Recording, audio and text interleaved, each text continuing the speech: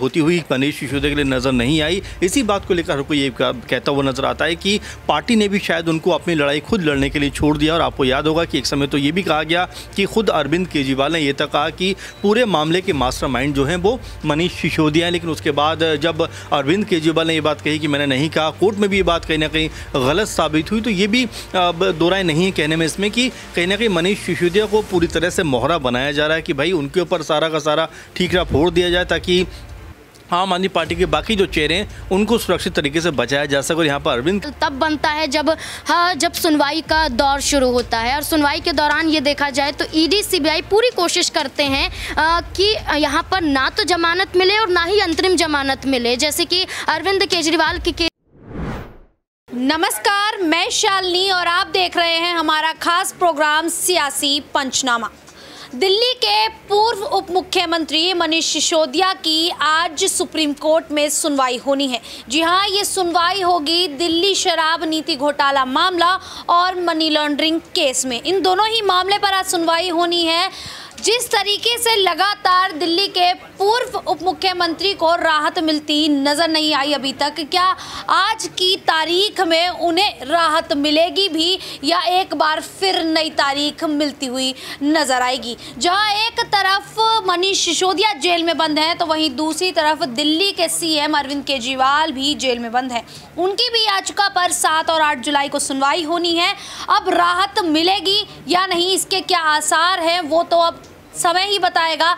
लेकिन news room में मौजूद हैं, अपने सभी सहयोगी से जानने की कोशिश करेंगे कि दिल्ली शराब घोटाले मामले में सीबीआई की ओर से, ईडी की ओर से क्या मनीष सिसोदिया को राहत मिलती नजर आएगी। क्योंकि अरविंद केजरीवाल को देखा गया है कि जो पूरी पार्टी है वो लगातार प्रदर्शन कर रही है, यहाँ पर उनकी जमानत की मांग कर रही है। लेकिन जब भी मनीष सिसोदिया की बात आती है तो आखिरकार आम आदमी पार्टी आवाज़ उठाती हुई उतनी नज़र नहीं आती जितनी दिल्ली के सीएम को लेकर नज़र आती है। मेरे साथ मेरे वरिष्ठ सहयोगी अमन सर मौजूद हैं। अमन सर से जानने की कोशिश करेंगे। सर, आज मनीष सिसोदिया की याचिका पर सुनवाई होनी है सुप्रीम कोर्ट पे। अब ऐसे में क्या आसार है कि राहत मिल भी पाएगी या नहीं?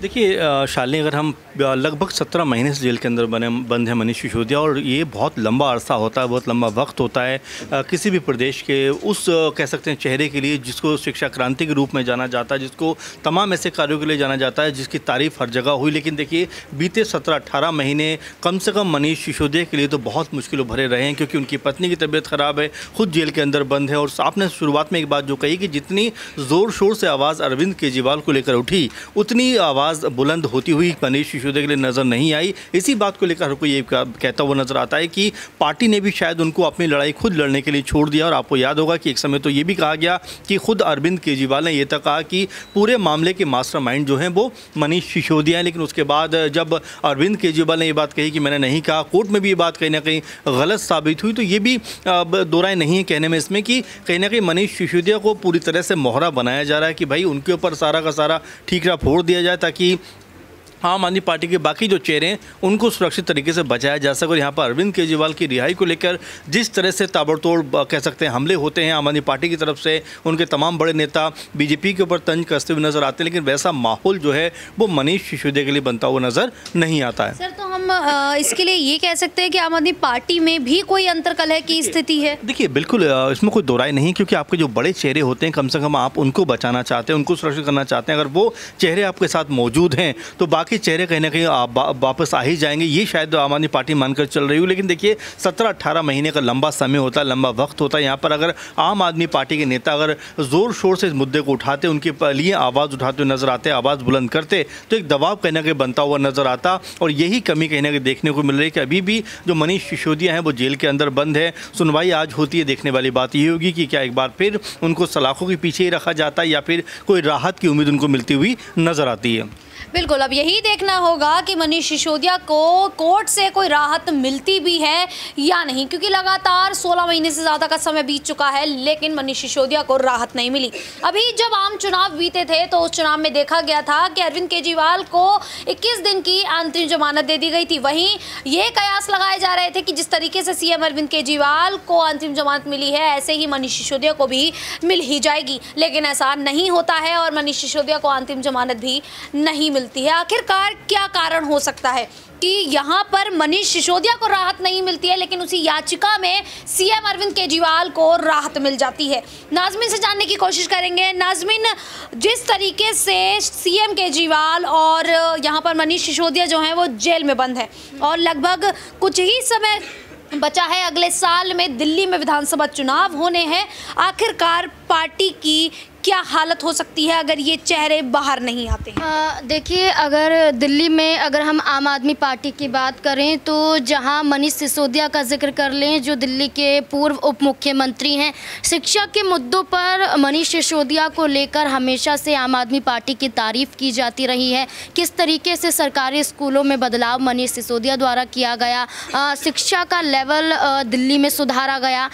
मनीष सिसोदिया शराब नीति के चलते तिहाड़ जेल में बंद हैं। जैसा कि कहा गया कि 16 से 17 महीने का समय बीत चुका है, लेकिन मनीष सिसोदिया को राहत नहीं मिल पाती है।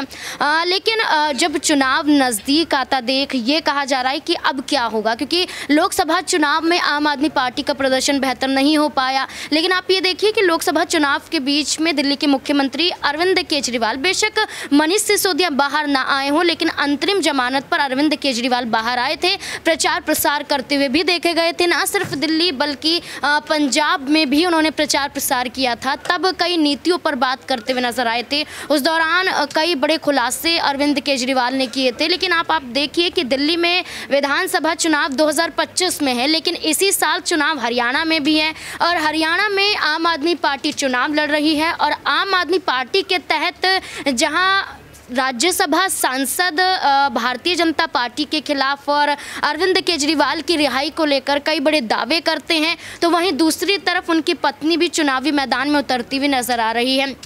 प्रचार प्रसार हरियाणा में करती हैं और वहीं प्रचार प्रसार करने के दौरान अरविंद केजरीवाल का बखान करते हुए नजर आती हैं। चाहे उनके स्वास्थ्य का मुद्दा हो, चाहे ईडी सीबीआई के चलते उनकी गिरफ्तारी हो। आज जिस तरीके से मनीष सिसोदिया के मामले में सुप्रीम कोर्ट फैसला सुनाएगा, क्या मनीष सिसोदिया को राहत मिल पाएगी, ये बड़ा सवाल तब बनता है जब सुनवाई का दौर शुरू होता है। और सुनवाई के दौरान ये देखा जाए तो ईडी सीबीआई पूरी कोशिश करते हैं कि यहाँ पर ना तो जमानत मिले और ना ही अंतरिम जमानत मिले। जैसे कि अरविंद केजरीवाल के केस में भी हमने ये देखा कि जब दिल्ली राउज एवेन्यू कोर्ट से उन्हें ईडी के तहत जमानत मिल जाती है तो ईडी अधिकारी ही चुनौती देते हैं। और उसी दौरान 26 जून की बात करें तो यहाँ पर सीबीआई यहाँ पर एक कस्टडी लेते हैं अरविंद केजरीवाल की, उनके ऊपर मनी लॉन्ड्रिंग का मामला दर्ज करवाते हैं और जमानत वहाँ पर उनकी रुक जाती है। तो ऐसे में देखा जाएगा तो मनीष सिसोदिया पर जो आज फैसला आएगा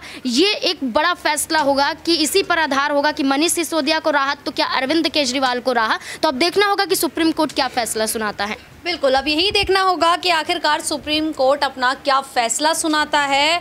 और वहीं अगर देखा जाए तो दिल्ली में विधानसभा चुनाव है, हरियाणा में भी है। हरियाणा में विधानसभा चुनाव को लेकर दिल्ली मुख्यमंत्री अरविंद केजरीवाल की जो पत्नी है सुनीता केजरीवाल, वो लगातार जनसभाओं को संबोधित कर रही हैं, चुनावी रैलियां कर रही हैं।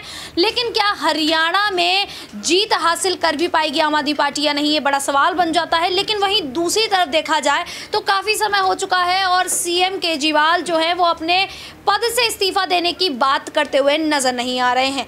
जहां विपक्षी पार्टियां जो हैं वो लगातार मांग कर रही हैं कि सीएम केजरीवाल को अपने पद से इस्तीफा दे देना चाहिए।